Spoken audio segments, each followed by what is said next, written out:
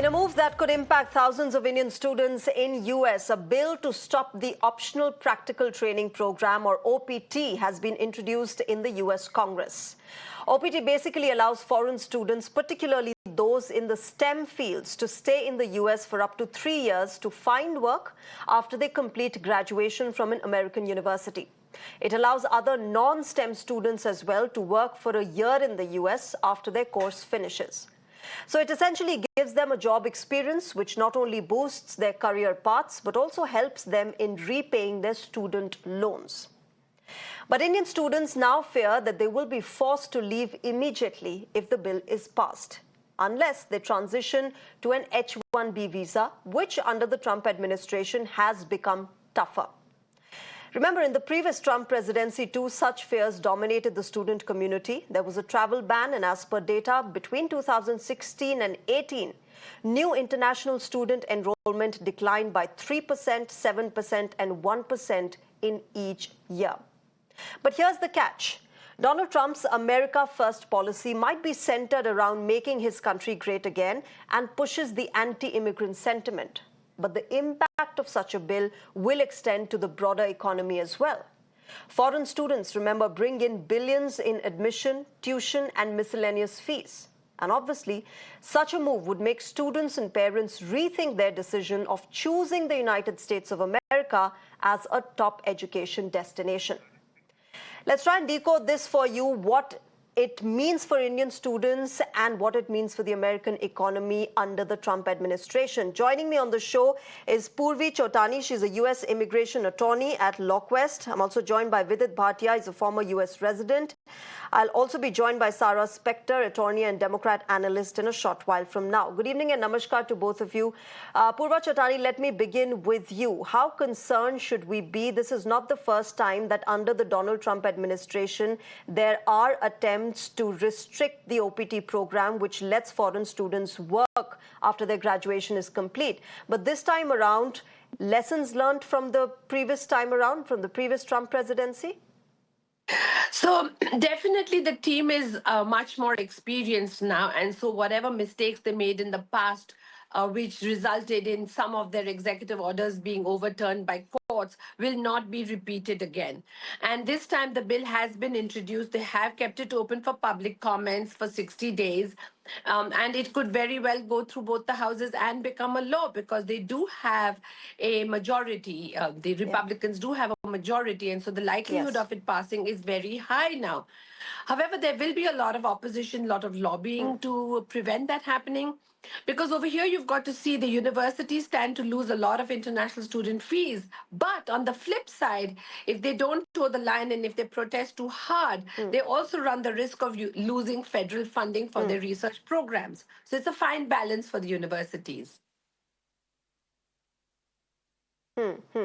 Vidit Bhatia, come in on this. This is, of course, a scary time for Indian students who are studying in the United States of America. You've lived in America, and obviously, as an immigrant, yes, there is the law of the land that one has to follow. And if Trump does decide to have these OPT restrictions, there's no two ways about it. You have to follow it.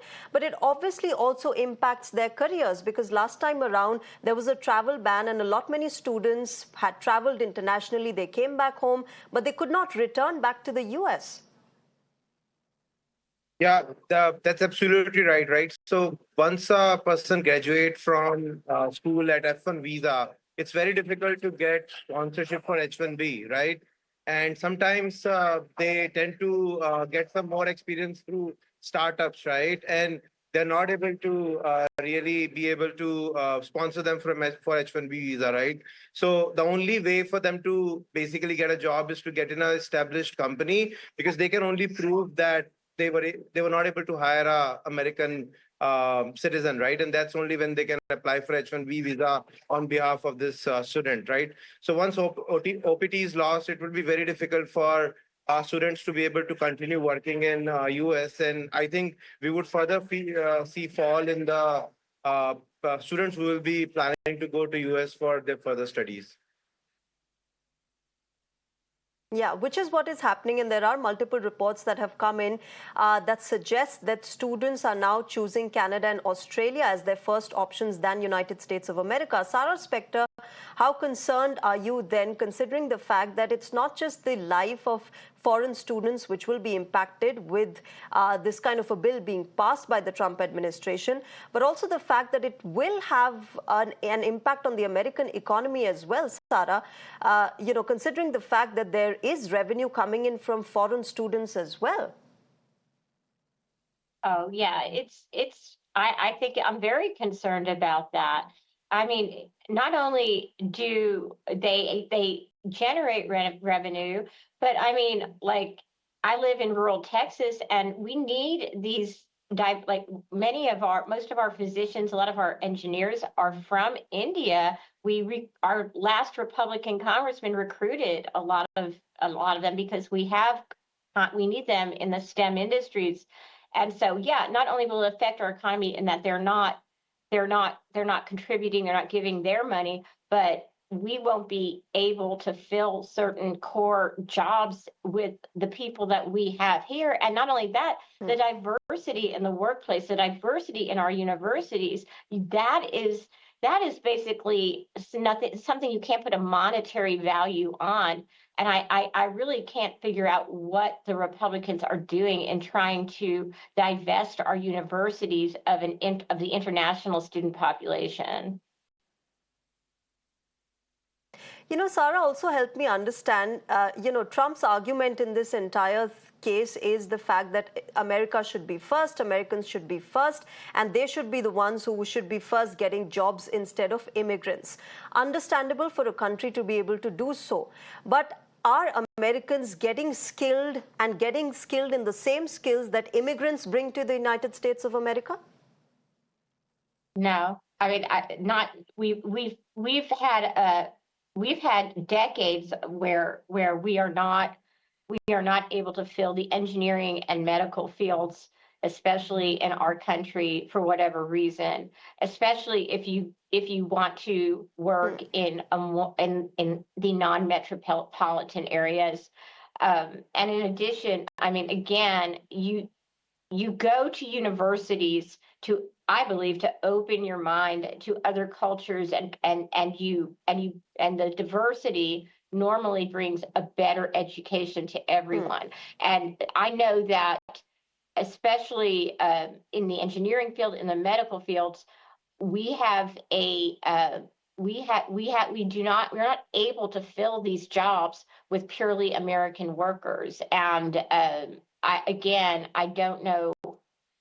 I really don't know what they're doing other than trying to follow Project 2025 and make America cleansed of any ethnic population other than white people. I really don't see an upside in any of this.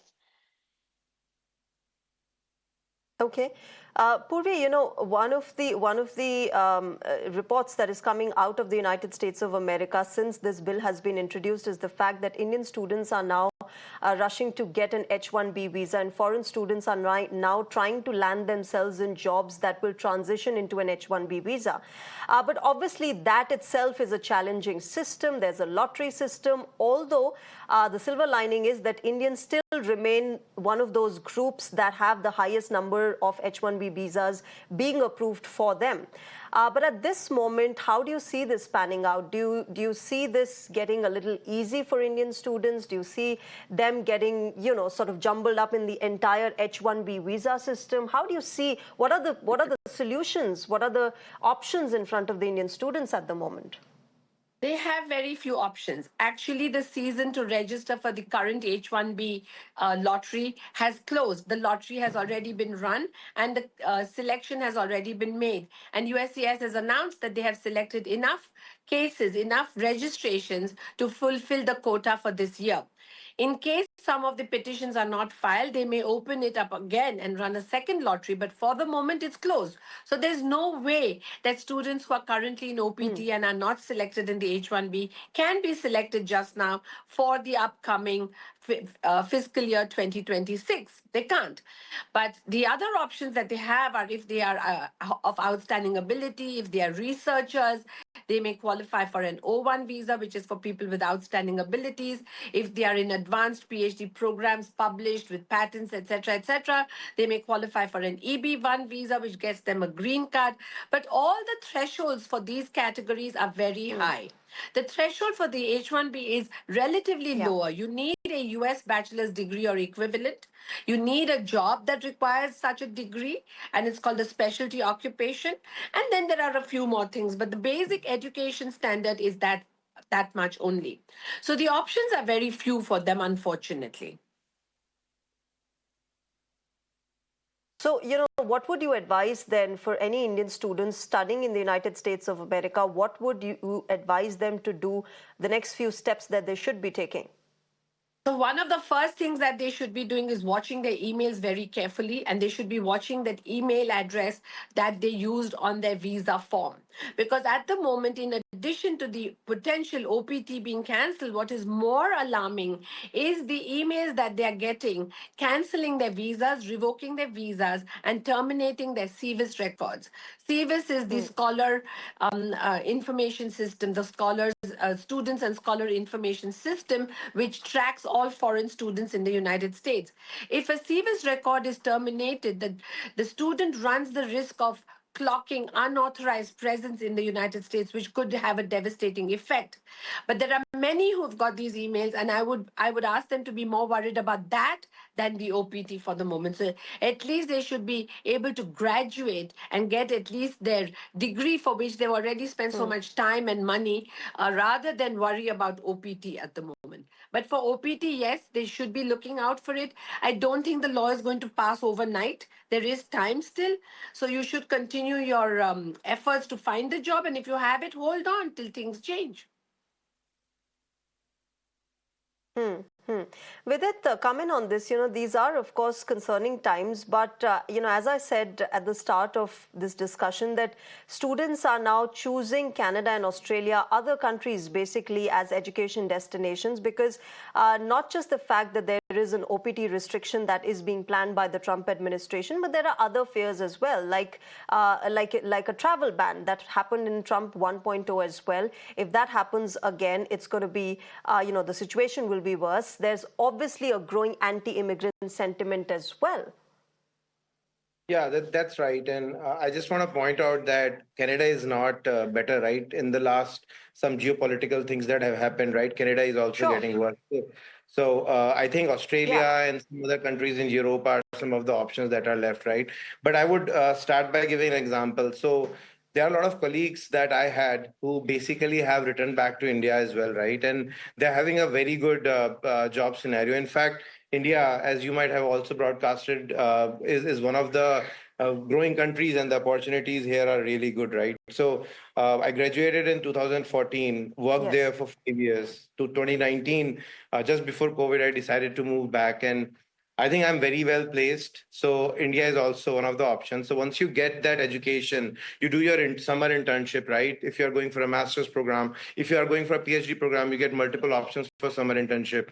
Also, in your bachelor's program, you get 3 opportunities for summer internship. So that also gives you a lot of kind of exposure to the US market and US industry. You come back and you are cherished in India, and you get a lot of more opportunities compared to a person who don't have that global exposure, right? Once you come back to India. So coming back to India is also an option, right? Besides that, of course, there are other countries if you want to settle outside as well. Yeah, you make a fair point. And Sara Spector, of course, we know that US has been one of the top education destinations. And I think what Vidit is saying is correct, that, if you look at countries like Canada and Australia, they might be good, but they don't match the standards that perhaps American universities and colleges have been providing in education. Yes, there is an option to come back to India, but there are certain things that you only get, the kind of exposure you get in America is what you get in the United States of America. But do you think now, with this kind of a bill being introduced, things now, that entire perception of America being a safe top education destination might go against the US and eventually take it down in the list, considering now students are, planning to go to other countries because there are several fears that surround America right now? Well, yeah, and the problem is that they're not only attacking immigration, the Trump administration, they're attacking upper education. They're threatening anybody who teaches basically what they believe is woke, what they define as woke, and I don't what they define as woke is anything that they disagree with, pretty much. And so when universities, traditionally in the United States, we have freedom of speech and we can talk about different ideas, and it's been a haven for people to and think tanks to teach new ideas. And basically, yeah, I think very quickly our upper education standing in the world, I think, is going to be obliterated under the Trump administration. But Sarah, do you not think that what Trump is doing is also going to help America, considering that, yes, it should be citizens first who should be getting the jobs, who should be getting the education and all the skill that America has to offer, then immigrants coming up and taking that up? Yeah, well, that was also, in the 1920s and early 30s, that was also the impression of America as well. An isolationist, America first. It didn't work out too well. It led into the Great Depression. Our economic woes are not the fault of immigrants, and they're gaslighting immigrants. Our problems they're problems that are complex, and they're easily passed on to immigrants. That's the easy answer, and ruining our universities and our diversity, which has made America great, traditionally made America greater than we've ever been, is only going to bring us back into a society where we aren't diverse and we aren't able to think and complexly. And I can't imagine that that closing America off to the rest of the world is going to help us economically or in any other way. Okay. Poorvi Chotani, you're somebody who deals with immigration cases on a regular basis. How has that changed from, say, perhaps, the previous Trump presidency? Now, of course, there's a higher push for it. There's a deeper push for it, more intense. Help us get an understanding of how it has really evolved over these past few years. So what we are seeing is the big difference from the last administration, Trump administration, is that this time they're more prepared. And this time they seem to mean more business. Plus, they're using technology. I understand from other colleagues that they're using technology. For example, all these notices that people have been receiving about revocation and CVIS termination, etc. I believe that they're using artificial intelligence to identify these people, and the emails are auto-generated. I have no way of verifying this, but I do sense that they're coming out with such rapidity that they might be using technology, because to go through the records of thousands and thousands of students or lakhs of students, it takes time. It takes human beings a lot of time, and to read and to correlate with other data like criminal data, etc., it takes time. So I don't think this rapid impact could be possible without technology. So these are some of the major differences, and they're coming at it from different angles. They're coming at it from an enforcement angle, they're coming at it from a policy angle, they're coming at it from a processing angle. So they're coming at it from all fronts. So it's going to be very hard to stand up against this and achieve the type of immigration benefits we could achieve for our clients in the past. So just now we are seeing high profile clients from India whose children are studying abroad, their visas have been impacted because of small errors that they have made. Maybe it was a skidding car that banged into a railing, or maybe it was an insurance policy that was not renewed. Some small infraction, and yet they are being picked up as if they were criminals and being put in detention and or being put in expedited removal, what we call deportation. And the emails all tell them that if you are worried about your status, why don't you self-report and leave the country? What we call self-deportation. There is no term like that in the law, but that's the new term that has been coined, and that's what the email says. So there's Yeah, they've got an a app lot for of it as fear well. mongering too in the process. So the coming at it from all fronts is going to be hard. But Purvi, help me understand this then. How do you fight this? Because the Trump administration says, you are immigrants at the end of the day, whether it's a small minor infraction or something as big a crime as a murder, you are breaking the law of the land and you have to follow the law of the land where you are living. So how do you then contest that? It's hard to contest, and this is it's not only as if they are only attacking the immigrants. So even today in the press there are articles about this lawyer who went abroad for a holiday and was returning, and he in the Columbia University episode had represented some Palestinian students. I believe he had represented them, and he was interrogated extensively at the airport. So they're really going after every angle and in a 360-degree fashion to get these immigrant violators out of the country. So even with this lawyer, they wanted to see his phone, and after a lot of resistance, he finally did allow them to look at his contacts. Now think about it. Let's say he has 300, 400 contacts on his phone, and 100 of them are students who reached out to him because of this Columbia episode. All those people are now on a list with the CBP, with the ICE. So it is a little scary. Now, how do you fight it? It depends. It's always on a case by case basis. We are telling our clients don't leave the country in a hurry. Assess your case. Speak to immigration lawyers who specialize in criminal immigration issues, in deportation issues. Assess your case. Don't be in a hurry to leave. If you can reinstate yourself and get your CVIS reinstated, continue going to class. Some universities are allowing you to attend class even if your CVIS record has been terminated. So talk to the DSO, that is the designated student officer in charge of international students at your university. Talk to them, find out what's happening, find out what the college will allow and won't allow, and then take a call. Don't be in a hurry to pack your bags and leave. You may not need to. Okay. With it, when you were there, did you ever have this sort of underlying fear and anxiety that has gripped students now, that has gripped immigrants now? So, yes and no, right? It was not this bad, right? So we always basically feared that if we are going to commit a crime or anything, we'll get into the bad books, and that might affect our, possibility of getting an H-1B and then PERM and then citizenship, right? But I think things have got worse. And earlier, when Trump was president as well, actually, that was the time when I decided to move back. And the reason was that I was an EB2 queue, right? And the possibility of getting a visa, a PERM, and followed by a citizenship was very, very difficult, right? So I decided to move back.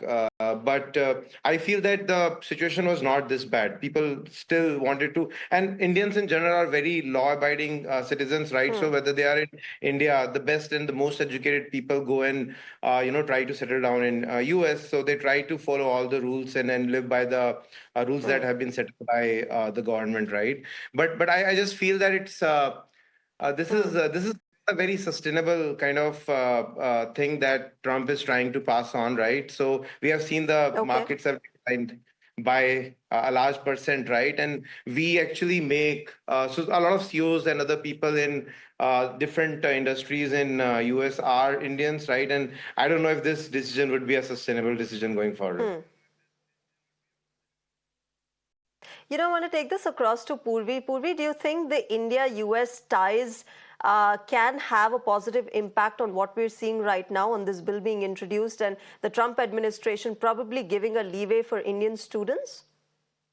I don't think that they can make an exception like that because that would be discrimination. So they can't say we'll have different set of rules or different set of enforcement for Indians, even if it is to please the Indian economy, Indian growing economy. I don't think they can do that. And I don't think diplomacy is going to take us very far in this one because this is really a worldwide initiative. It impacts students from all over the world, not only Indians. It's just that we have got 300,000 Indians studying in the United States. So we are feeling the impact much more and we're seeing real stories. But there are students from everywhere and they're being impacted. So I don't think diplomacy is going to help in this or bilateral discussions or trade is going to help in this. It is a sovereign matter for the United States. So I don't see how we can interfere. Okay. Okay, Sara, quickly, last word from you then. If not diplomacy, do you think domestic protests and domestic dissent will help change Donald Trump's mind? I mean, yes, he's quintessential Donald Trump, and we've seen how bizarre he can get. But he has also made some very sensible points in the past. But do you think, these recent protests that happened on the streets of Washington, do you see, them having an impact at all on the Trump administration? The only way they will have an effect is if in swing districts, congressmen, senators, others in the Republican Party feel they're going to lose their jobs because of the protests, because of the amount of opposition that is happening. And so in swing districts where where Republicans have won by a small margin, they may start putting pressure on Trump, or they may start passing bills that will oppose Trump's agenda if they think that they may lose their jobs. But as far as President Trump being influenced by any sort of protest, it will not influence him. Okay.